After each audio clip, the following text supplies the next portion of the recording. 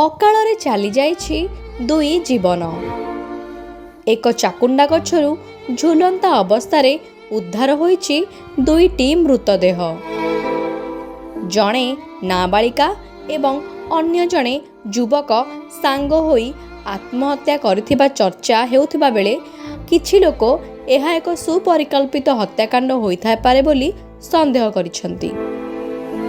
ଘଟଣାଟି ଘଟିଛି କଟକ ଜିଲ୍ଲା ସାଲେପୁର ଥାନା ଅନ୍ତର୍ଗତ ଆଲିପୁର ଗାଁ ମୁଣ୍ଡରେ। ମୃତ ଯୁବକ ଜଣକ ହେଲେ ସେହି ଗ୍ରାମର ମନୋଜ ସାମଲ ଏବଂ ସେ 5 ବର୍ଷ ପୂର୍ବରୁ ବିବାହ କରିଥିବା ବେଳେ ତାଙ୍କର 3 ବର୍ଷର ଏକ ପୁତ୍ର ସନ୍ତାନ ମଧ୍ୟ ଅଛି।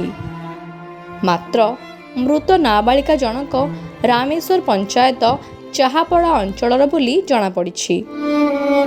ଆଜି ସକାଳେ ଉଭୟଙ୍କ ମୃତଦେହ ଗଛରେ ଝୁଲୁଥିବା ଦେଖି ସ୍ଥାନୀୟ ଲୋକ ପୋଲିସକୁ ଜଣାଇଥିଲେ। ଖବର ପାଇ ପୋଲିସ ଘଟଣାସ୍ଥଳରେ ପହଞ୍ଚି ଶବକୁ ଉଦ୍ଧାର କରି ବ୍ୟବଚ୍ଛେଦ ପାଇଁ ପଠାଇଥିଲେ। ତେବେ ଜଣେ ବିବାହିତ ଯୁବକ ଅନ୍ୟ ଜଣେ ନାବାଳିକା ସହ ମିଶି ଏଭଳି କଠୋର ନିଷ୍ପତ୍ତି ନେବା ଘଟଣାକୁ ସହଜରେ ଗ୍ରହଣ କରିପାରୁନାହାନ୍ତି ସ୍ଥାନୀୟ ବାସିନ୍ଦା। ଏହା ଆତ୍ମହତ୍ୟା ନା ହତ୍ୟା ସେଥିନେଇ ସନ୍ଦେହ ମଧ୍ୟ ସୃଷ୍ଟି ହୋଇଛି।